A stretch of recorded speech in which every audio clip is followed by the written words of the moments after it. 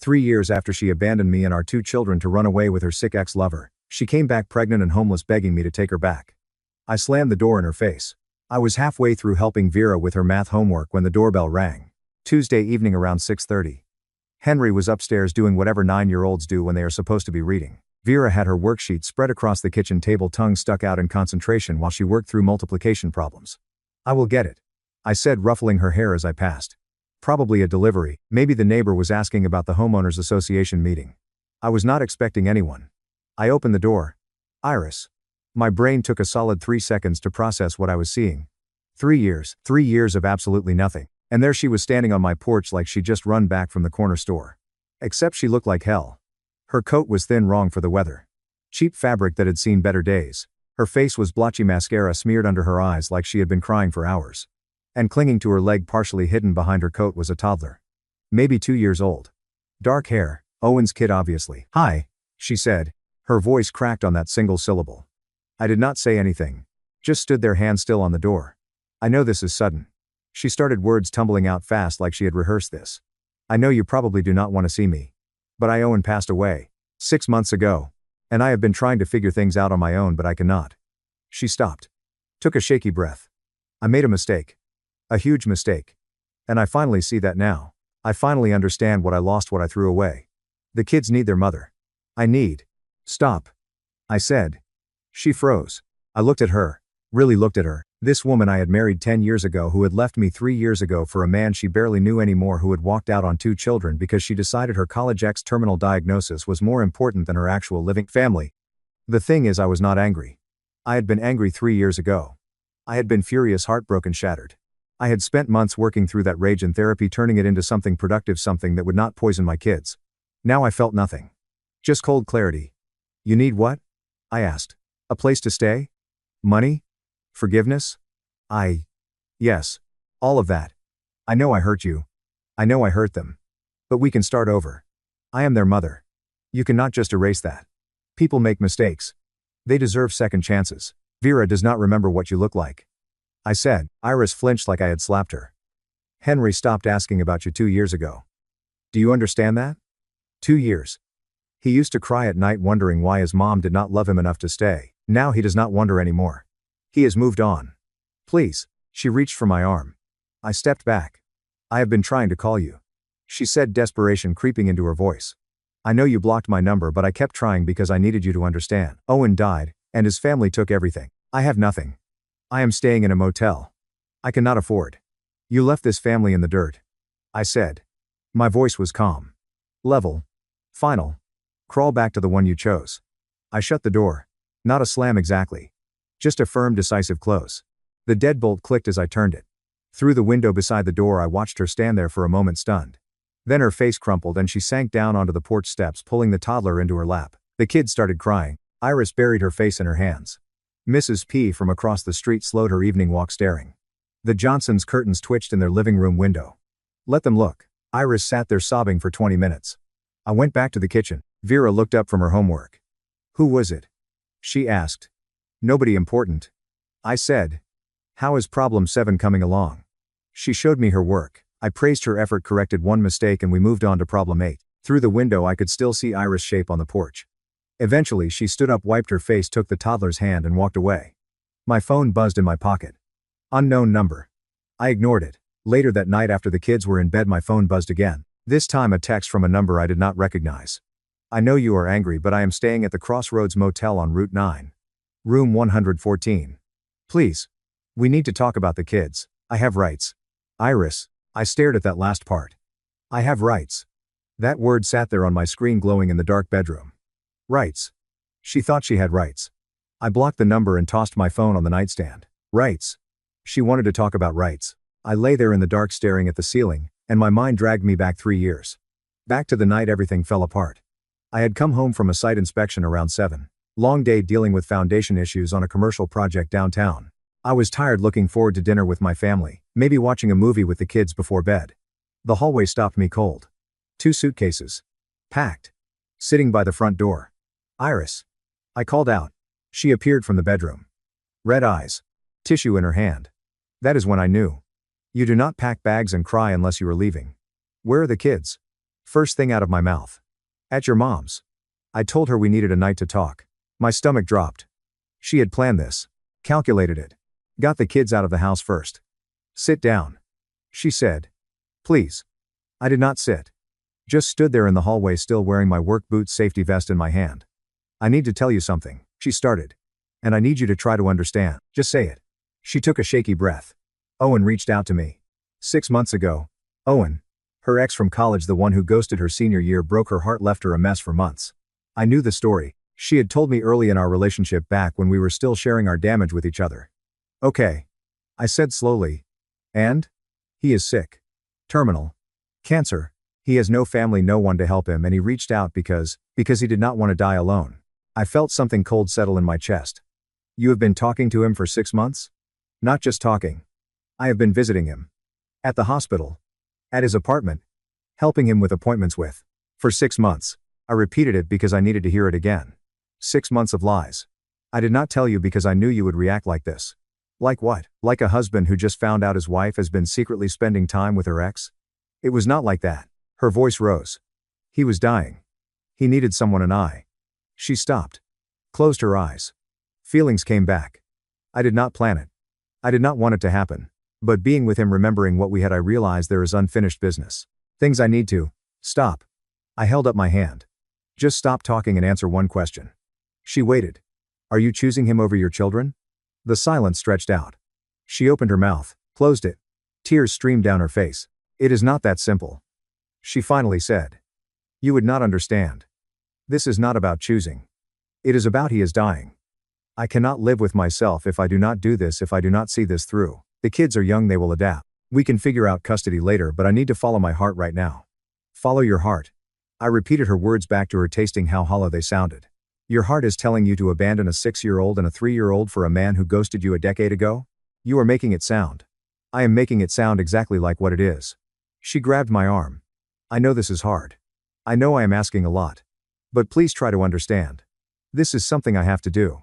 For me. For closure. He does not have long and I need. I pulled my arm away. Then go. She blinked. What? Go. You have already decided. The bags are packed. You have been lying to me for half a year. You are standing here telling me you are choosing a dying ex over your living children. So go. I thought we could talk about. About what? About how you will come back when he is dead? About how I am supposed to explain to Henry why mommy left? No, you want to go? Go. But the kids are coming home tomorrow morning. And if you are serious about this, you better not be here when they arrive. Her face crumpled. Please do not make this harder. I am not making anything hard. You did this. You made this choice. Now own it. She stared at me for a long moment, maybe waiting for me to break. To beg. To fight for her. I did not. She picked up her bags. Pulled her wedding ring off her finger. Set it on the kitchen counter with a soft clink. Then she walked out the door. I stood in that hallway for an hour after she left. Did not cry. Did not call anyone. Just stood there processing the fact that my marriage had just ended because my wife decided a ghost from her past was worth more than the family she built. 2 weeks later I saw it through Felix. He had found her social media. Photos of her and Owen. His arm around her. Both of them smiling. The caption, miracles do happen. His latest scans came back clear. Remission. So grateful for second chances. #blessed. Remission. Not terminal after all. She had left her family for a man who was not even dying. I filed for divorce the next day. She fought it, initially wanted separation, instead time to figure things out. My lawyer Thompson did not give her time. Pushed hard. Eventually she signed. Gave up custody completely, said she needed a clean break to start her new life. Did not even want visitation rights. The house, the savings, the kids. She signed it all over. Like she was erasing us from her life. The day the divorce was finalized 2 years ago, she sent one text. I hope someday you will understand I had to follow my heart. Take care of the kids. I will reach out when things settle. She never did. Not for Henry's 7th birthday. Not for Vera's first day of kindergarten. Not for Christmas, not for anything. 3 years of absolute silence until last Tuesday when she showed up at my door with Owen's kid and nowhere else to go. The first 6 months were hell. Henry cried himself to sleep for weeks. He would ask questions I did not have good answers for. Why did mom leave? When is she coming back? Did I do something wrong? That last one nearly broke me. I knelt down to his level one night, held his shoulders and told him the truth in words a 6-year-old can handle. Mommy made a choice that hurt our family. That is not your fault. None of this is your fault, and I am never going anywhere. Vera was easier in some ways, harder in others. She was only 3. Did not fully understand why mommy stopped tucking her in. She would point at family photos and ask where the lady went. After a few months she stopped asking. I threw myself into being present. Every soccer practice. Every parent-teacher conference. Every school assembly where Henry had one line in the class play. I was there. My parents stepped up huge. Mom watched the kids when I had late site inspections. Dad taught Henry how to throw a baseball while I was finalizing the divorce paperwork. They never once said I told you so, even though Mom had never fully trusted Iris. The divorce went through faster than I expected. Thompson, my lawyer, was a bulldog. When Iris tried to drag it out, tried to turn it into a trial separation, he shut that down immediately. Your client already moved in with another man. He told her legal attorney during mediation. She is posting photos with him on social media. There is no separation here. There is abandonment. Iris caved. Signed everything. Gave up custody without a fight in exchange for me not pursuing child support from her. She wanted it clean. Wanted to walk away with nothing tying her to us. Fine. I refinanced the house in my name only. She signed the quick claim deed. Took her name off the mortgage, the title, everything. I got promoted that first year. Senior project manager. More responsibility, better pay, but also longer hours. I turned down projects that required overnight travel. My kids came first. Year 2 I started therapy. For me and for them. Henry needed help processing the abandonment. The therapist, Dr. Patel, was patient with him, helped him understand that sometimes adults make selfish choices and kids suffer for it. Vera stopped drawing pictures of families with 4 people. Her art became 3 stick figures. Dad, Henry, Vera. When I saw that, I did not know whether to feel relieved or heartbroken. I started coaching Henry's soccer team that year. Learned the game from YouTube videos and other dads who actually knew what they were doing. Henry loved it. Scored his first goal and ran to me on the sidelines instead of looking for his mom in the stands because she was never in the stands. Through the grapevine, Felix mostly, who still had mutual friends, I would hear updates. Iris and Owen moved 2 states over. She changed jobs, something about working at a clinic to support his recovery. They posted photos together. Date nights. Weekend trips. Looking happy. I felt nothing when Felix told me this stuff. Empty. Like hearing news about a stranger.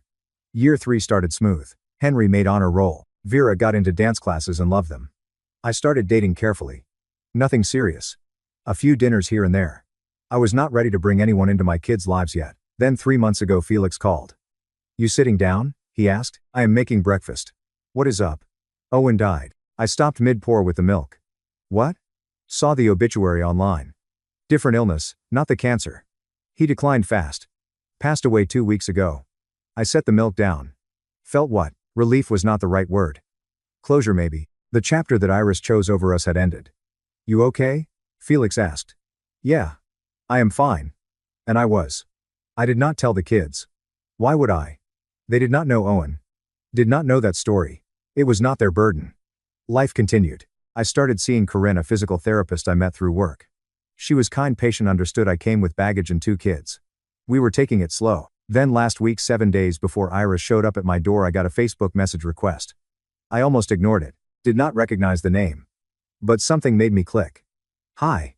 This is Owen's sister Monica. We met once years ago. I do not know if you remember.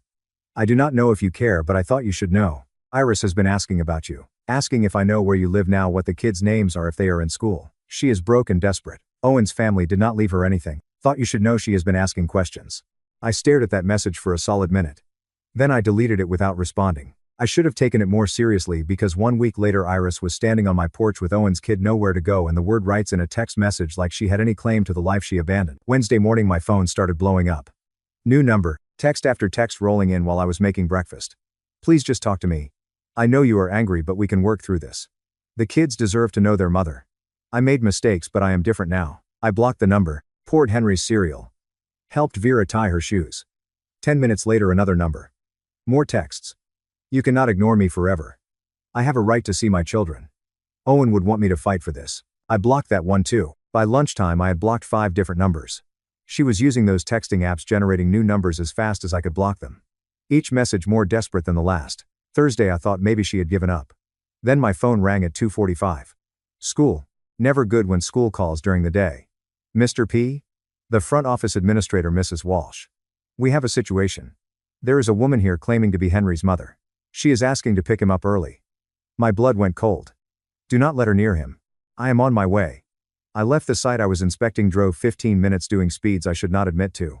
Pulled into the school parking lot to find Iris arguing with Mrs. Walsh through the security glass at the front entrance. His mother, you cannot keep me from my own son.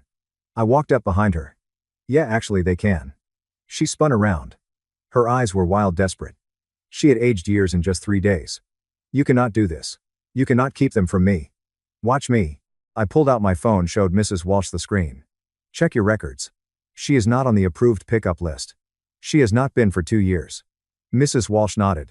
Sir, I am going to have to ask you to leave the premises or I will call security. Security? Iris laughed high and brittle. For trying to see my children? You are not their mother anymore. I kept my voice level calm. You quit that job 3 years ago. I did not quit being their mother. You cannot just erase me. You erased yourself. A security guard appeared. Mr. Patterson, retired cop who worked part-time for the district. Ma'am, you need to leave now. Iris looked between us, tears streaming. This is not over. I will get a lawyer. I will fight this. Good luck with that. Mr. Patterson escorted her to her car. She sat there for 10 minutes crying before finally driving away. Inside, Mrs. Walsh pulled me aside. Henry saw some of that through the window. He is with the counselor now. Damn it. I found Henry in the counselor's office looking small in the chair. Miss Rodriguez sat across from him speaking softly. Dad? Henry looked up when I came in. His voice was small. Who was that lady? I knelt down next to him. Miss Rodriguez gave us privacy. Someone from a long time ago. I said. Nobody important. She said she was my mom. She was. Once. But she made choices that hurt our family and now she is not part of our lives anymore. Henry was quiet for a moment. Then is she going to come back? No. I will not let her. He nodded, trusting me in the complete way kids do. Okay. But I could see it in his eyes, the questions, the confusion, the reopened wounds. 3 years of healing threatened by one desperate woman. Friday afternoon my mom called. Iris contacted me on Facebook. Sent me a long message about wanting to reconcile, how she has changed, how she wants to be a mother again. What did you say? I told her she should have thought about that before walking out on her babies. Then I blocked her. Thanks, Mom. Your father wanted to drive over there and have words with her. I barely stopped him. 20 minutes later Felix texted. Iris just called me. Do not worry. Told her to lose my number. Saturday evening, I was grilling dinner in the backyard when I heard pounding on the front door. Loud. Aggressive. The kids were inside watching a movie. I walked through the house. Through the peephole I could see Iris. She looked unhinged. Hair a mess, eyes red. The toddler was not with her. I know you are in there. She shouted. Open this door. We need to talk. I pulled out my phone, dialed 911.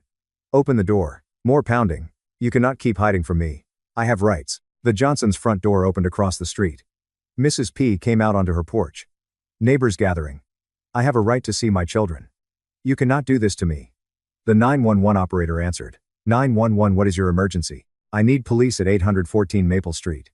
My ex-wife is trespassing and will not leave my property. Iris heard me through the door. You are calling the cops?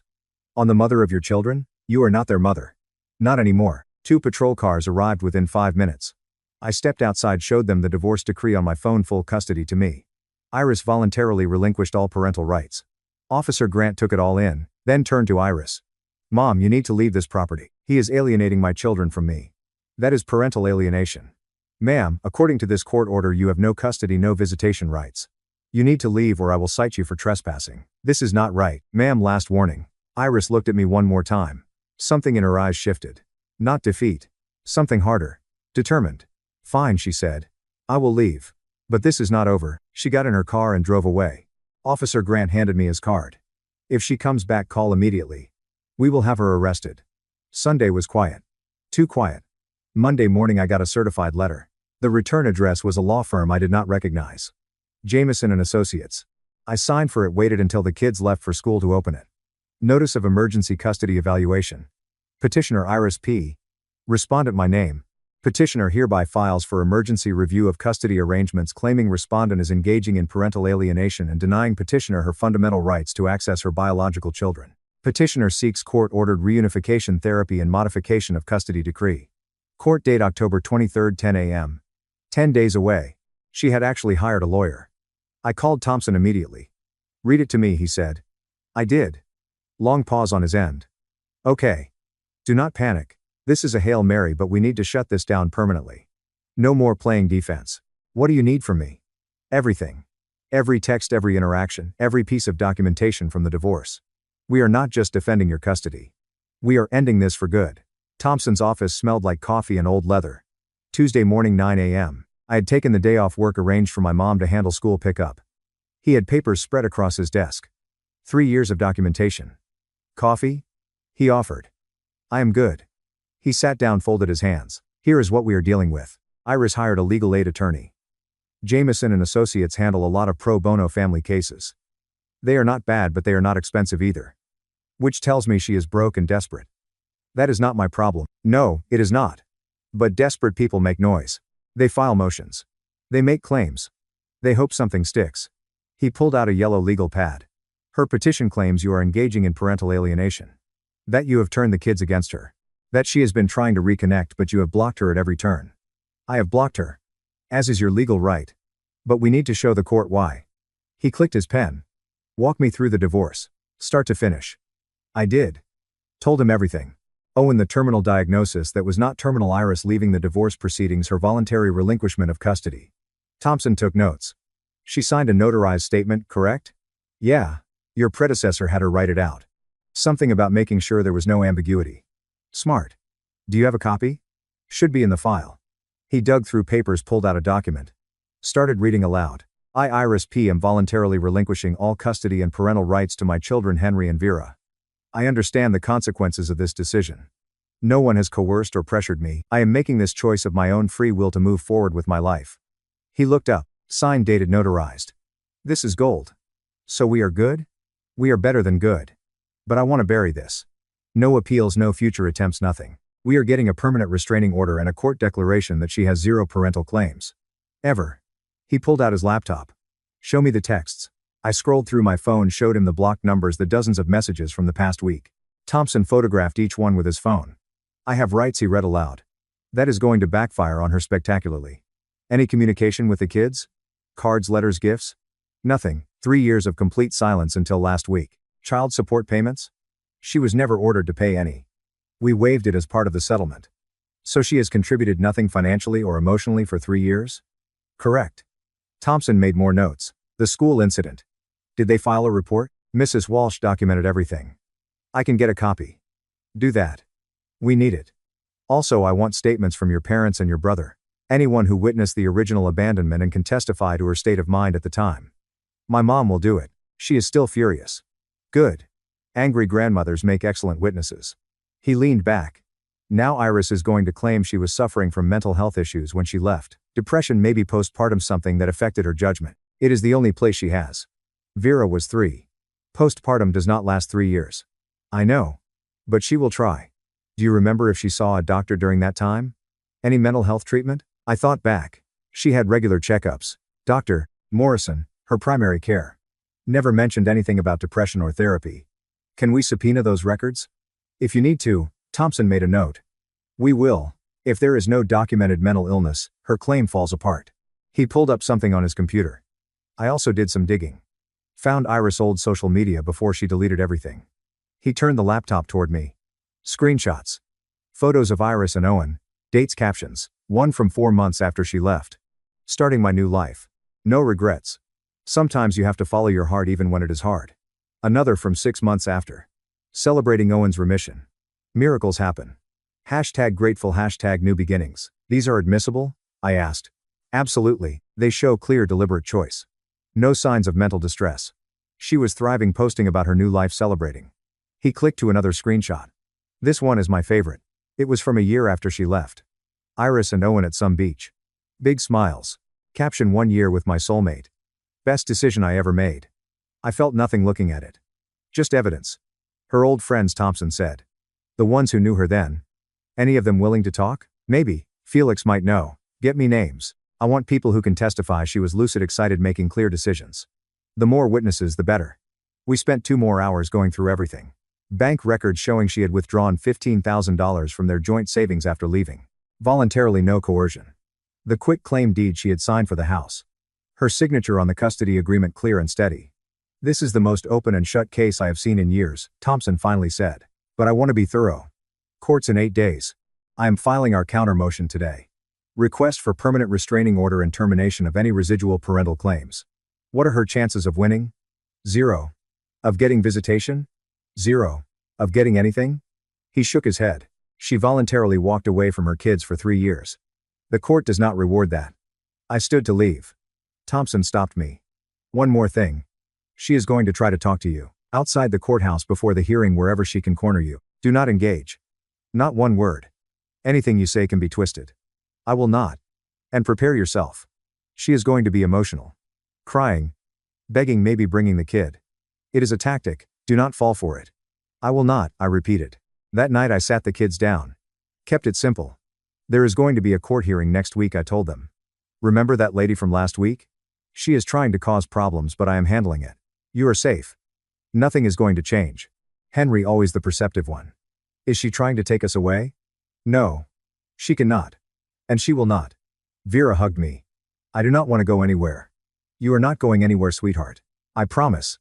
The week crawled by. Thompson kept me updated, filed the counter motion, subpoenaed Iris medical records, lined up witnesses. My mom and Felix both gave statements. Even Mrs. Walsh from the school submitted a report about the incident. Friday night, 2 days before court, I could not sleep. Lay in bed running through scenarios. What if the judge was sympathetic? What if Iris had some angle we did not see? Then I remembered Henry's face when he asked if she was trying to take them away. The fear in his voice. No, this ended Monday. Permanently. Saturday, Thompson called. We have a problem. My stomach dropped. What? Iris just hired co-counsel. Walter Grisham. He is expensive, one of the best family lawyers in the state. I do not know how she is affording him, but he does not take cases unless he thinks he can win something. You said this was open and shut. It is. But Grisham would not sign on unless he found an angle. He filed a supplemental brief an hour ago. Claims he has new evidence that changes everything. What evidence? He did not specify. We will find out Monday morning. Courts in 48 hours. Monday morning. Family court, 3rd floor. The hallway smelled like floor cleaner and anxiety. Thompson met me outside courtroom 3B. Ready? Let us end this. We walked in. Small room, wood paneling, fluorescent lights. Judge's bench at the front. Iris sat at the plaintiff's table with 2 lawyers, her legal aid attorney and Walter Grisham. Expensive suit, silver hair, leather briefcase. He looked like he charged $500 an hour. Iris would not look at me. She dressed up, blazer, dress, pants, makeup covering the exhaustion. Professional, put together, calculated. All rise. Judge Patricia Moreno entered. 60-something, sharp eyes, no nonsense expression. I had looked her up over the weekend. 20 years on the family bench. Reputation for cutting through BS. We sat. The bailiff called the case. Grisham stood first. Smooth, confident. Your Honor, my client Iris P. is seeking restoration of parental rights and visitation with her biological children Henry and Vera. Mrs. P. suffered from severe undiagnosed postpartum depression following the birth of her daughter. This condition, combined with the trauma of learning her former partner was terminally ill, created a mental health crisis that impaired her judgment and decision-making. He walked toward the bench. 3 years ago, while in this compromised mental state, Mrs. P. made decisions she deeply regrets. She left her family not out of malice or abandonment, but because she was unwell and unable to recognize the severity of her actions. Thompson did not move. Just took notes. Grisham continued. Mrs. P. has since received psychiatric treatment and has been formally diagnosed with delayed onset trauma response. She is seeking to restore the mother-child relationship that was severed during her illness. She is not asking to disrupt the children's lives, merely to begin supervised visitation and reunification therapy. He placed a document on the judge's bench. We have submitted a psychiatric evaluation completed 3 weeks ago by Dr. Psychiatric evaluation completed 3 weeks ago by Dr. Lawrence Phillips, a licensed clinical psychologist, confirming Mrs. P.'s diagnosis and her current fitness for parenting. Judge Moreno glanced at the evaluation. 3 weeks ago? Yes, Your Honor. Mrs. P. only recently came to understand the depth of her past mental health struggles. So this diagnosis is retroactive? Based on her recollection of events from 3 years ago? Dr. Phillips conducted a thorough evaluation. I can read, Mr. Grisham. I am asking when the actual symptoms were documented. Grisham hesitated. The original symptoms were not formally documented at the time. I see.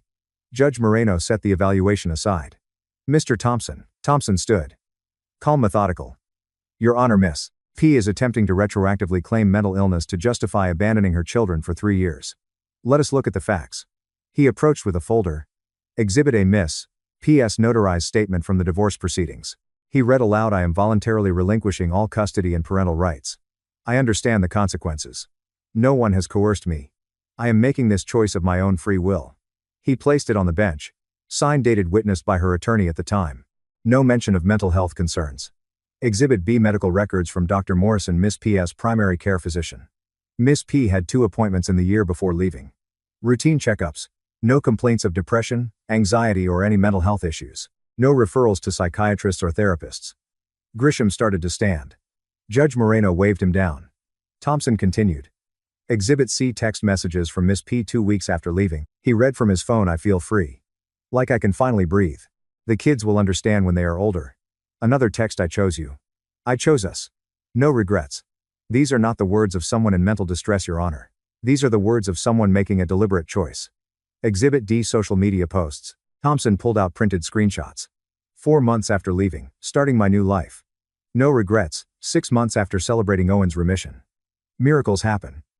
1 year after best decision I ever made. He let that sit for a moment. Miss P did not seek psychiatric help until 3 weeks ago, right before filing this petition. Convenient timing. Judge Moreno studied the documents. Miss P, can you explain the 3-year gap? No birthday cards, no phone calls, no child support, no contact whatsoever? Iris stood shaky. I was trying to get my life together. I thought it would be easier for them if I stayed away. Easier for them or easier for you? Silence. Miss P, you moved out of state with another man. You had a child with him. You posted on social media about how happy you were. You signed legal documents voluntarily relinquishing your parental rights. Now 3 years later, after that man passed away and you have nowhere else to go, you want back into your children's lives? I made a mistake. You made a choice. A deliberate, documented, legally binding choice. Judge Moreno's voice was firm. I have been on this bench for 20 years. I have seen genuine cases of mental illness affecting parental judgment. This is not that. She looked at Thompson. Petition denied. The existing custody arrangement stands. Furthermore, I am granting Mr. Thompson's counter-motion. 2-year restraining order. Miss P is prohibited from contacting the children or coming within 500 feet of their home or school. Grisham stood. Your Honor, we would like to. Sit down, Mr. Grisham. There is nothing to appeal here. Miss P walked away from her children. The law does not reward that. We are done. The gavel came down. Outside, Iris caught me at the courthouse steps. Grabbed my arm. Grisham and her other lawyer were already gone. Please, she said. The professionalism from the courtroom was gone. Raw desperation now. I have nowhere to go. Owen's family will not help me. I cannot afford. The toddler was with her now, fussy, pulling at her coat. What am I supposed to do? I looked at her. Really looked at her. The woman I had married was gone. This stranger just happened to share history with me. I pulled my arm free. 3 years ago, when you walked out that door, I was exactly where you are now. Devastated. Alone. Figuring out how to raise 2 kids by myself. You know what I did? She tried to interrupt. I kept talking. I had to explain to a 6-year-old why his mother did not love him enough to stay. I had to hold a 3-year-old who kept asking when mommy was coming home. I did not have anyone to run to. No backup plan. Just 2 kids, a mortgage, and a shattered life. I know I messed up. You did not mess up. You made a choice. You chose a dying man over your living children. You bet everything on a fantasy. That child is a consequence of your choices. Henry and Vera are consequences of mine. You walked away from your kids. Now raise the one you chose to have. Her face crumpled. Please. No. I walked to my car. Did not look back. 2 months later, life was normal again. Henry made honor roll. We celebrated with pizza and arcade games. Vera nailed her dance recital. I have been seeing Corinne for 6 weeks now. Taking it slow but good. Through Felix, I heard Iris moved 3 states away. Working retail. Living with roommates. No more contact attempts. One night, Vera asked Dad, do you think our mom ever thinks about us? I had had 3 years to figure out how to answer questions like this. Maybe she does, but what matters is not who thinks about you. It is who shows up for you. And I will always show up. She hugged me. I know. Henry from the couch. We are good, Dad. And we were. That night, phone in hand, I deleted the last blocked numbers from Iris. Did not need them anymore. Some bridges do not get rebuilt. Some doors stay closed. Some people do not get second chances. Not because you are cruel, but because you have learned your peace matters more than their guilt. Iris wanted forgiveness. I gave her something better, consequences. She made her bed. Now she gets to lie in it. And me? I am making breakfast for my kids tomorrow, coaching soccer on Saturday, and building a life with people who chose to stay. Thank you so much for watching until the end. If you really like our videos, please do not forget to like, share, and subscribe. Have a great day.